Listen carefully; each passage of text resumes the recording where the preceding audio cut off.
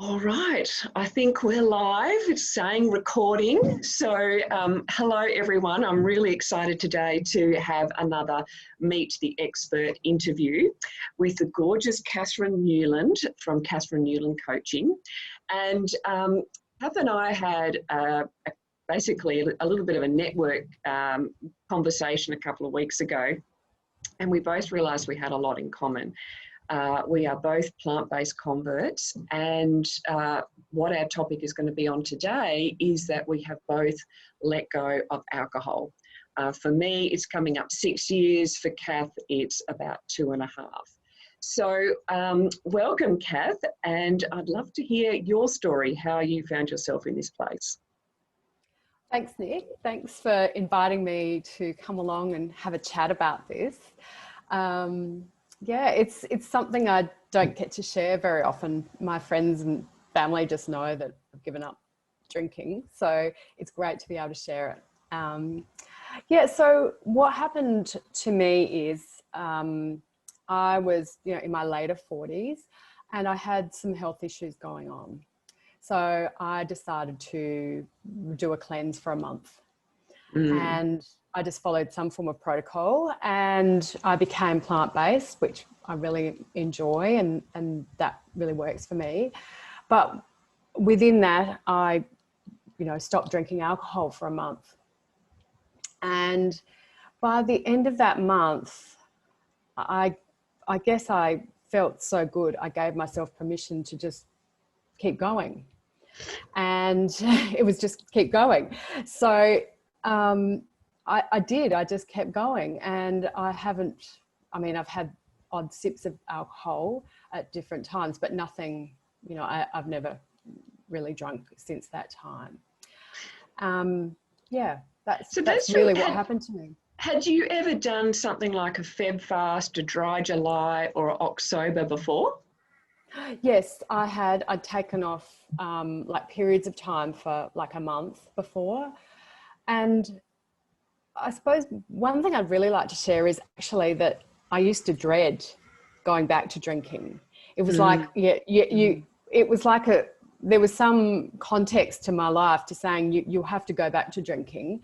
But I really loved when I wasn't drinking. I loved myself more. I loved the way, I could wake up, all of those things. So I used to dread it.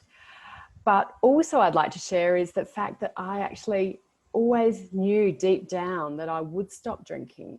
It was like it was like my heart or my soul talking to me and saying, you will stop this one day. And if I ever asked for guidance, it was like, if you want clarity with things, you need to stop, social drinking. Wow. But I never heeded it. I just...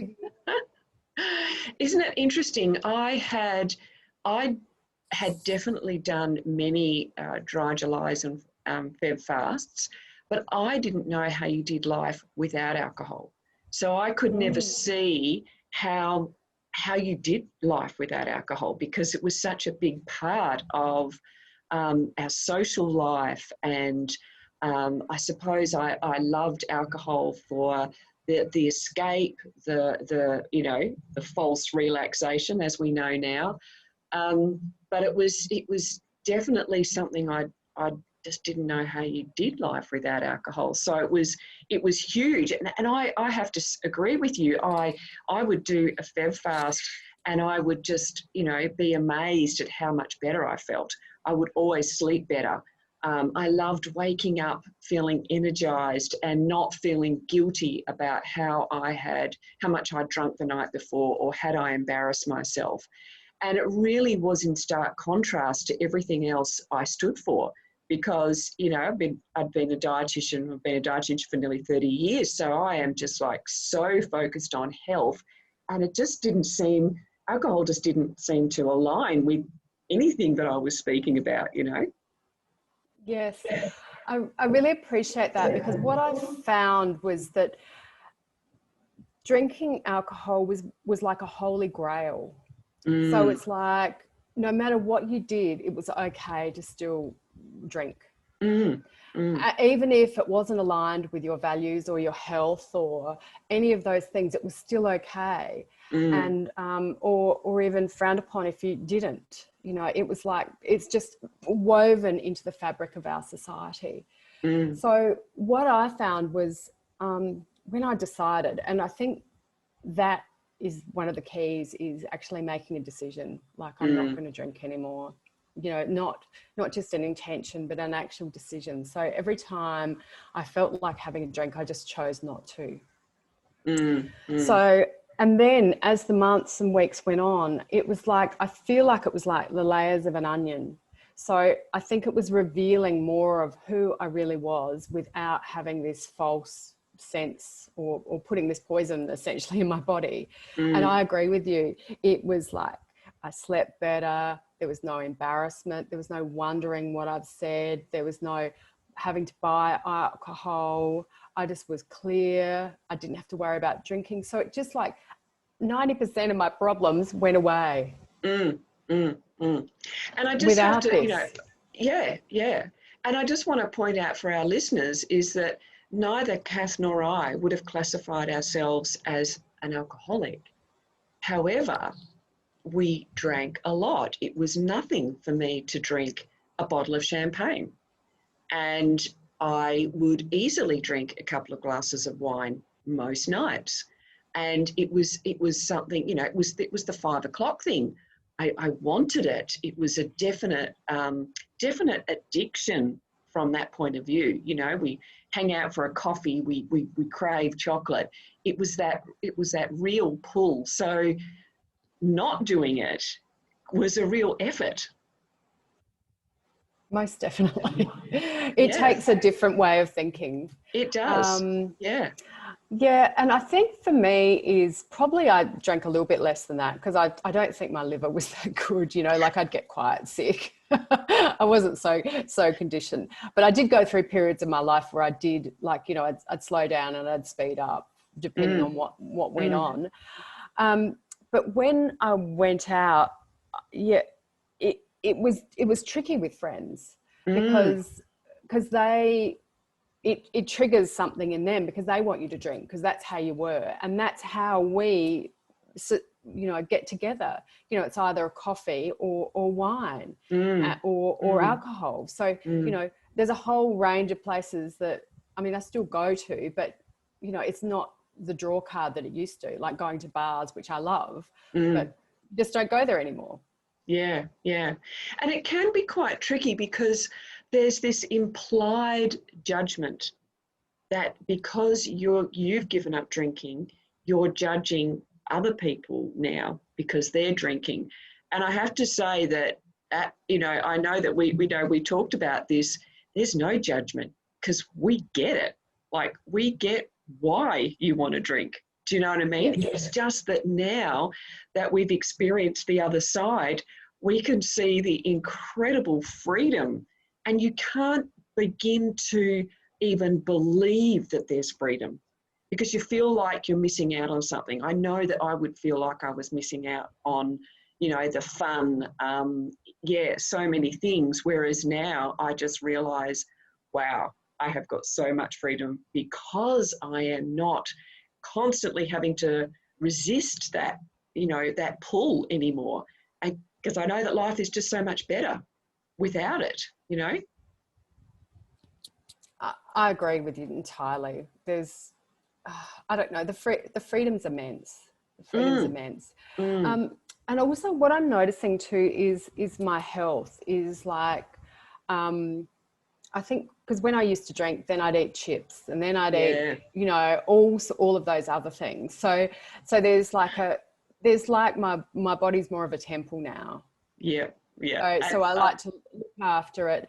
I care for it, because I think, you know, because alcohol to me, you know, dulls my senses. So Mm, used to dull me. So, mm, you know, all your care, all the responsibilities used to go out the window. And that's how I believe alcohol is insidious in society. mm, I think it's created to, especially in Australian society, to dull us down, to make us, you know, not think about the things we actually need to think about, like our health, you know, our children, showing up at work at 100%, you know, all of those things.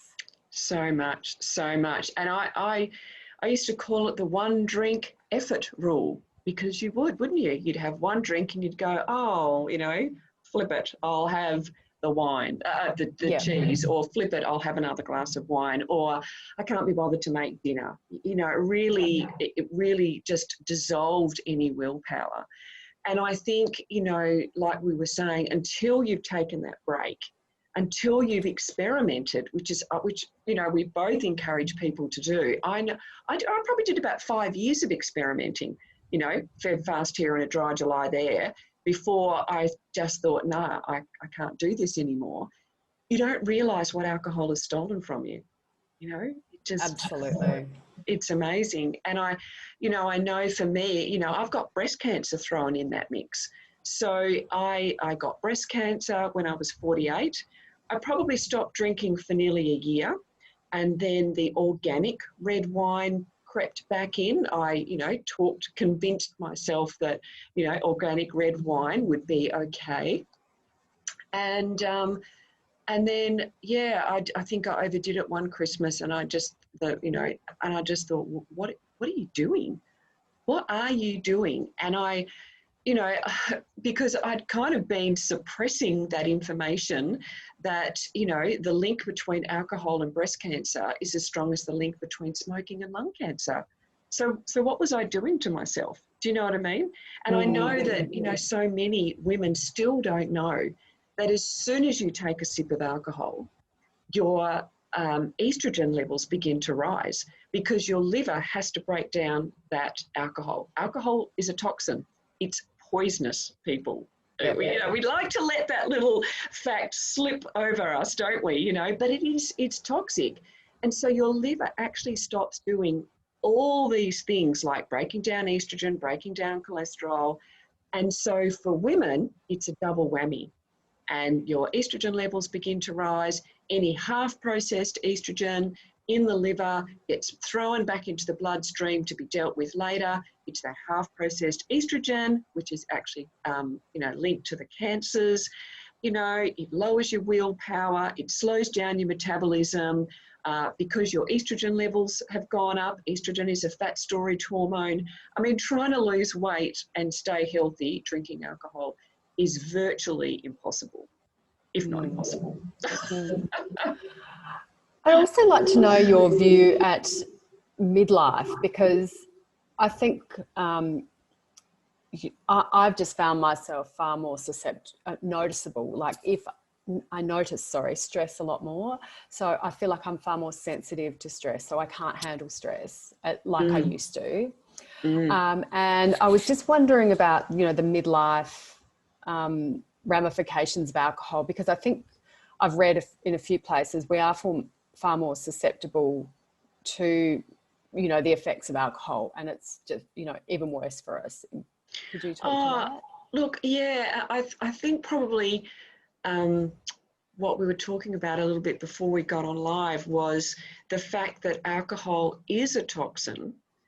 And as soon as you drink it, your body goes into stress. So it releases the stress hormones. Oh, and okay. So here we are thinking we're having a glass of wine to relax ourselves, when in actual fact, it's doing the opposite. And then, you know, not only that, alcohol affects your sleep. So you don't have the number of REM sleeps that you need for healing. And I think that, you know, as we get older, all these things are even more important. And so it's just, you know, a double whammy.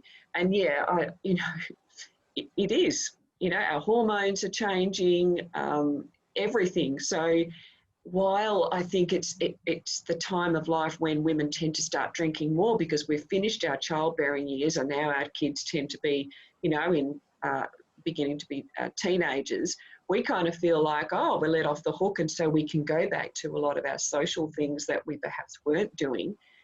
But, you know, what impact is that having on our health? And then leading up to perimenopause and menopause, it really is a concoction for yeah, it's not productive, not conducive for health, let's put it that way. Mm. Yeah. Yeah, I can't even imagine what it'd be like if I was still drinking, because I couldn't sleep when I used to drink because my liver must have been waking me up at 3 o'clock, trying to process. Yeah. And so I can't even imagine what it'd be like, because I'm finding, with hormonal changes, with being in or beginning to go into menopause, I can't sleep very well now. So it would be just, I think, a nightmare. That's all I can say. So my body's saying, oh, thank you. Thank you. Thank you for looking after me. Oh, I agree. You wake up, and because you haven't got a hangover or feeling, just subpar, you actually never feel your normal self when you're drinking, even if it's just a glass of wine.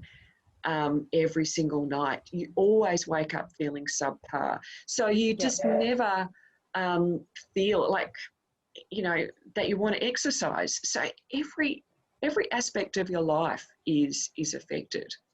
So yeah, anyway, let's talk about how you help your clients, move through this journey. So they come to you, they've realized that alcohol is an issue, and they want some support, moving forward. Okay, so I coach people, I suppose women, sorry, during their midlife transition. So it would probably be as part of a holistic approach. So what we'd start with is actually more deeper, because alcohol is just like a Band-Aid essentially. It's actually what's going on for them inside. So it's topping up, feelings of usually not enoughness or inadequateness in some way. That's how you feel about yourself, even though it's not obvious.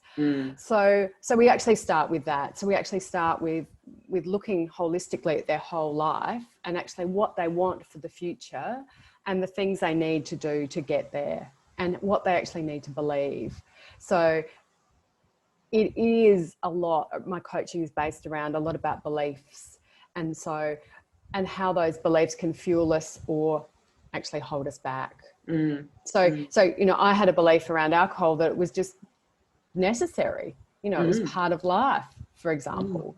It was a context that it's like I suppose like the air we breathe. It's so much part of us that we don't even know it's there. So when you're amongst that, it's like a fish in water. They don't know the water's there. We don't know this whatever context we're dealing with is there about, say, alcohol or whatever is holding us back in life. So as a coach, I'm just here to guide you and ask you really good questions about what you want for your life. And I ask the type of questions that actually you come to your own beliefs. You come to your own, I suppose, the wrong word. Sorry, I've got my midlife brain popping. Sorry. You come to your own, light bulb moment about it. So then we can actually make some strategies or help you change those beliefs. So you have actually a powerful foundation, a new empowering context to work your life in, so you can actually get what you want. It's so easy, isn't it? I think it's it's such what am I trying to say? It's such a great thing that you're doing, because in that midlife, we do flounder a little bit. We realise that our parenting season is coming to an end. And, in many cases, it's like, well, what am I going to do now? What do I want to do? Because we've been so focused on the family. What do I want to do for the rest of my life? What are those passions inside of me? Have I, and for so many women that I work with, they have put their health, below their children's. And so they go out of their way to make their children and their family amazing meals, but then just grab a cuppa and a biscuit for themselves. Like, really, it's time to start focusing back on you. And like you say, we quite often need someone to be asking us those questions that we possibly haven't even thought of ourselves, or perhaps we're too afraid to ask ourselves. Yeah, I think that you're very right. It is you, and also we don't know how to ask these questions. And you know, like with anything, you know, like travel or anything, you know, with a guide, you know so much more. Yeah. So it just makes it easier. So there's nothing wrong with actually asking for some help, and that's often something we've never done. But also, I'd like to point out that, you know, this coming into this midlife stage is like another coming of age. That's how I see it. So it's like we grow up into puberty, and then we grow up, you know, we might have children or do some of those types of things in our early, you know, 20s, 30s, and then 40s. We actually, we come into that stage, and then we actually, oh, sorry, I've lost it again. sorry. It is like a coming of age. So it's actually a chance for us to accept that things are changing, and it's a time for creating something new, because actually the rules that we lived by in the morning of our life essentially are different in the afternoon of our life. Love that. That's something new, you know, it's something new, but we get to create it. But as my friend said, who's 60, she said, it's great, Kath, because I turned 50 recently. She said, make sure you put some intentions into being 50, because next minute you're 60. You know, they flip by really quickly. So it's actually being present in what you're doing, you know, thinking about your body, thinking about your health, thinking about all those things that maybe you put on the back burner, or you thought you needed to when you were working too much. Because that's what a lot of my clients do. They've been working, you know, they've been working, keeping their partner happy, the kids happy, you know, workplace happy, and then they've been over delivering at work as well. So what is there left? And now they've got aging parents probably too. Yeah. So there's a lot happening, but you can manage it in a different way because you've got to change what you're thinking about, how you're thinking about it. Yeah. But it's easier when you've got some guidance. It's like eating, you know, when you eat, Absolutely. you know, like you just can't make it up yourself. Yeah. But if you've got someone like you to help them with nutrition, you know, think of some different things.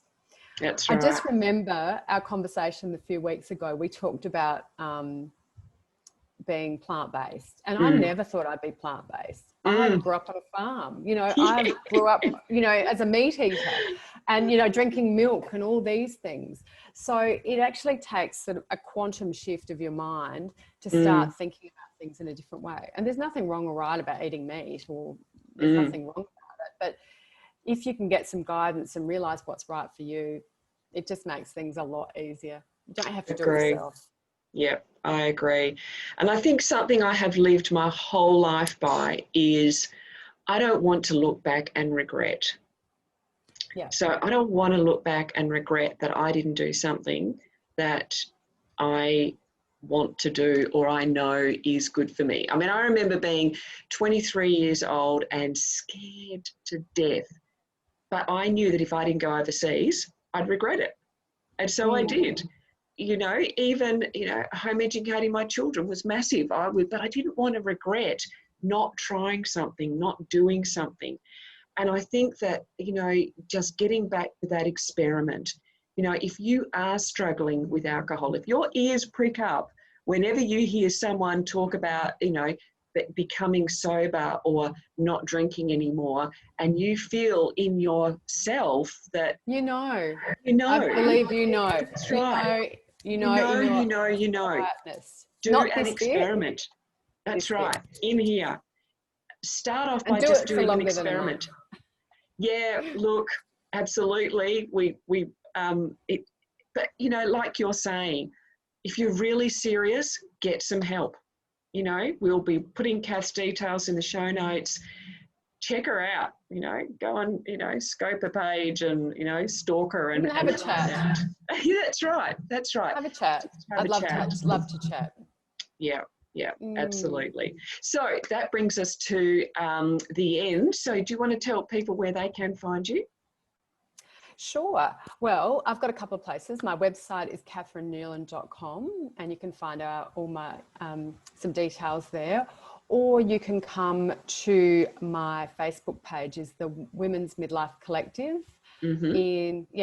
It's a private Facebook group. So just pop in there and ask to join, and come and join the conversation with all my other lovely midlife ladies. And so is everybody in your group sober, or are they on different? No. They're all different. Yeah. So awesome. I don't focus, that's more my journey on, I mean, I recommend it to anyone.